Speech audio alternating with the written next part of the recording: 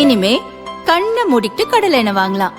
ஏன்னா மந்த்ரா கடலை எண்ணெய் இதயத்தின் தயாரிப்பு. வறுக்க பொரிக்க ஏன் எல்லா சமையலுக்கும் மந்த்ரா தான். மந்த்ரா கடலை எண்ணெய், அபார ருசி, ஆரோக்கியமான உடல் நலம். வணக்கம். செய்தி சுருக்கம். ஓட்டு போட சொந்த ஊருக்கு படையெடுக்கும் மக்கள். பஸ், ரயில் நிலையங்களில் அலைமோதிய கூட்டம். தமிழக சட்டசபை தேர்தல் நாளை நடைபெறும் நிலையில் வெளியூர்களில் வசிக்கும் மக்கள் தங்கள் சொந்த ஊர்களுக்கு படையெடுத்து செல்கின்றனர்.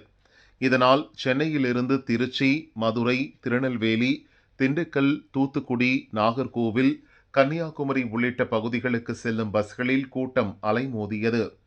இதேபோல் ரயில்களிலும் முன்பதிவு இல்லாத பெட்டிகளில் நிற்கக்கூட முடியாத அளவுக்கு கூட்டம் நிரம்பி வழிந்தது.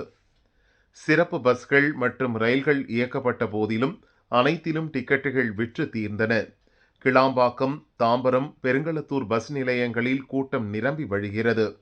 மக்கள் கூட்டம் அதிகம் உள்ளதால் தாம்பரம் முதல் கிளாம்பாக்கம் வரை ஜிஎஸ்டி சாலையில் கடும் போக்குவரத்து நெரிசலும் ஏற்பட்டுள்ளது. சென்னை எழும்பூர், சென்ட்ரல் ரயில் நிலையங்களிலும் பண்டிகை காலங்களில் மக்கள் ஊர்களுக்கு செல்வது போல் குவிந்து வருகின்றனர். ஓட்டு போடுவது ஜனநாயக கடமை, அனைவரும் தவறாமல் ஓட்டளிப்போம். அண்ணாமலை வலியுறுத்தல். தமிழக சட்டசபை தேர்தல் நாளை நடக்கிறது. தேர்தலில் அனைவரும் தவறாமல் ஓட்டு போட வேண்டுமென தமிழக பாரதிய ஜனதா முன்னாள் தலைவர் அண்ணாமலை வலியுறுத்தியுள்ளார்.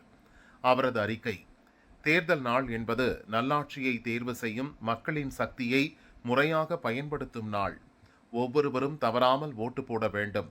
கடுமையான வெயில் நிலவி வரும் இந்த நாட்களில் பொதுமக்கள் தங்கள் ஓட்டுகளை காலை அல்லது மாலை நேரங்களில் பதிவு செய்வது நல்லது. தவிர்க்க முடியாத காரணங்களால் மதிய நேரத்தில் ஓட்டுச்சாவடிக்கு செல்ல வேண்டியவர்கள் குடை பயன்படுத்துவது அவசியம். ஓட்டு போடுவது ஒவ்வொரு குடிமகனின் உரிமை மட்டுமல்ல, ஜனநாயக கடமையும் கூட. ஜனநாயக திருவிழாவில் அனைவரும் பங்கேற்போம், தவறாமல் ஓட்டு போடுவோம் என அண்ணாமலை கூறியுள்ளார். பிரச்சாரம் முடிந்த பின்னும் பேசிய சீமான் மீது வழக்கு பாய்ந்தது. தமிழக சட்டசபை தேர்தல் நாளை நடக்கிறது.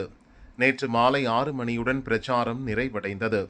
இறுதிக்கட்ட பிரச்சாரம் என்பதால் அனைத்து கட்சியினரும் கடைசி நேரத்தில் தீவிர வாக்கு சேகரிப்பில் ஈடுபட்டனர். அந்த வகையில் காரைக்குடியில் நாம் தமிழர் கட்சியின் பொதுக்கூட்டம் நேற்று மாலை நடந்தது. சீமான் வழக்கம் போல ஆவேசமாக உரையாற்றினார். அதனால் குறிப்பிட்ட நேரத்துக்குள் பேச்சை முடிக்க முடியவில்லை. தேர்தல் கமிஷன் உத்தரவுப்படி மாலை 6 மணிக்குள் அனைத்து பிரச்சாரங்களும் முடிக்கப்பட வேண்டும். ஆனால் சீமான் பேச்சை முடிக்கும்போது மாலை 6:05 மணி ஆகிவிட்டது. இது தேர்தல் விதிகளை மீறிய செயலாகும். எனவே பிரச்சார நேரத்தை தாண்டி பேசியதாக சீமான் மற்றும் அக்கட்சி நிர்வாகி ரவிச்சந்திரன் மீது வடக்கு காவல் நிலைய சார்பு ஆய்வாளர் புகார் அளித்தார். அதன் பேரில் இருவர் மீதும் காரைக்குடி வடக்கு காவல் நிலைய போலீசார் வழக்கு பதிவு செய்தனர். 1951ஆம் ஆண்டு மக்கள் பிரதிநிதித்துவ சட்டத்தின்படி பிரிவு 126(2) கீழ் வழக்கு பதிவு செய்யப்பட்டுள்ளதால் 2 ஆண்டுகள் வரை சிறை தண்டனை அல்லது அபராதம் அல்லது இரண்டும் விதிக்கப்படலாம். தேர்தலில் சிறை கைதிகள் ஓட்டு போட உரிமை உண்டா? ஹைகோர்ட் அதிரடி உத்தரவு. சத்திரிய சான்றோர் படை கட்சியின் தலைவர் ஹாரி நாடார் மோசடி வழக்கில் கைது செய்யப்பட்டு குண்டர் தடுப்புச் சட்டத்தில் புழ சிறையில் அடைக்கப்பட்டுள்ளார். இவர் தமிழக சட்டசபை தேர்தலில் ஓட்டு போட அனுமதிக்க கோரி சென்னை ஹைகோர்ட்டில் மனு செய்தார்.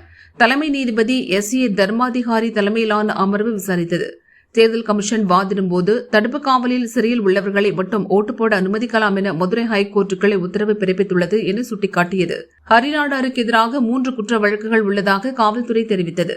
அனைத்து தரப்பு வாதங்களையும் கேட்ட நீதிபதிகள் மக்கள் பிரதிநிதித்துவ சட்டப்படி குற்ற வழக்கில் கைதாகி சிறையில் அடைக்கப்பட்டவர்களை ஓட்டு போட அனுமதிக்க முடியாது என உத்தரவிட்டனர். இந்த சட்டப்பிரிவை சுப்ரீம் கோர்ட்டும் உறுதி செய்துள்ளது என கூறி ஹரிநாடாரின் மனுவை நீதிபதிகள் தள்ளுபடி செய்தனர். கார்கேவுக்கு வித்தியாசமே தெரியல, துணை ஜனாதிபதி.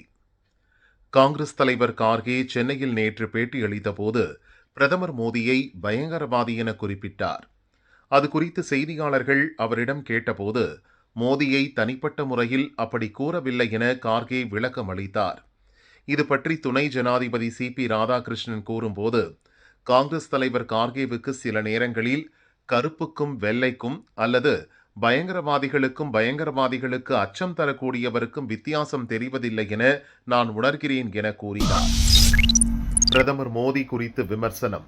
மல்லிகார்ஜுன கார்கேவுக்கு தேர்தல் கமிஷன் நோட்டீஸ். காங்கிரஸ் தேசிய தலைவர் மல்லிகார்ஜுன கார்கே நேற்று சென்னையில் செய்தியாளர்களுக்கு பேட்டியளித்தார். அப்போது பிரதமர் மோடியை பயங்கரவாதி என குறிப்பிட்டார்.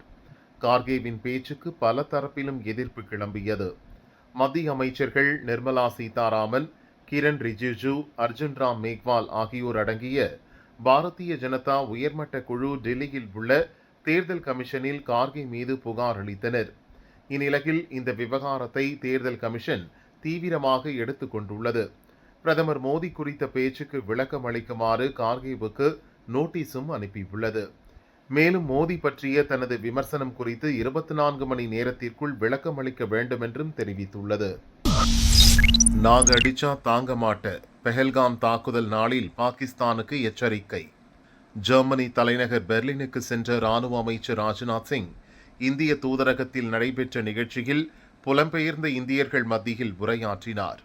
அவர் கூறும்போது, இந்தியாவின் வரலாற்றை பார்த்தால் இதுவரை எந்த நாட்டையும் முதலில் தாக்கியதில்லை. சக்தி வாய்ந்தவர்கள் யாரையும் தாக்குவதில்லை. அனைத்து அண்டை நாடுகளும் இந்தியாவுக்கு நட்பானவைதான். ஒன்று மட்டும்தான் தொல்லை தருகிறது. அந்த அண்டை நாடு பிரச்சனை உருவாக்க முயன்றால் அப்புறம் ... என கூறி பாகிஸ்தானை மறைமுகமாக எச்சரித்த ராஜ்நாத் சிங் விளைவுகள் என்னவாக இருக்கும் என்பதை எதிரிகளை யூகிக்க விட்டுவிட்டார். இந்தியாவின் ராணுவ பலம் முன்பை விட வலுப்பெற்று இருக்கிறது.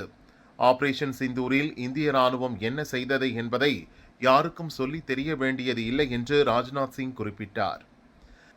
சமீபத்தில் பாகிஸ்தான் ராணுவ அமைச்சர் கவாஜா எதிர்காலத்தில் இந்தியா தவறு செய்தால் கொல்கத்தா வரை தாக்குதல் நடத்துவோம் என்று கூறியிருந்த நிலையில் பாகிஸ்தான் வாலாட்டினால் பிறகு நடப்பதற்கு நாங்கள் பொறுப்பல்ல என்ற ரீதியில் ராஜ்நாத் சிங் தற்போது பதிலடி கொடுத்திருக்கிறார்.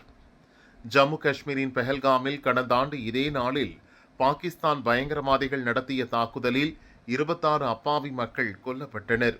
இதற்கு பழிவாங்க ஆபரேஷன் சிந்தூர் ராணுவ நடவடிக்கை எடுத்த இந்தியா பாகிஸ்தானை மண்டியிட செய்தது.